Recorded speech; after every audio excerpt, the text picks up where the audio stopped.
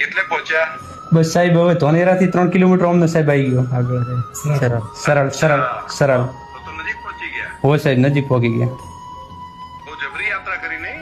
હો સાહેબ આ એક શું આપણે મોસી ભક્ત છો તમારા ત્યાં એક મનુષ્ય જીવન માટે એટલે આટલું એક કરવું હતું ચલો ભગવાને શક્તિ આપીને બહુ આમાં ધૈર્ય ખૂબ કેળવાય અને નામ સ્મરણ ખૂબ થાય. ભગવાનનું નામ જો સતત ચાલ્યું હોય હા સાચી વાત તો નામ સ્મરણનો ખૂબ મહિમા છે.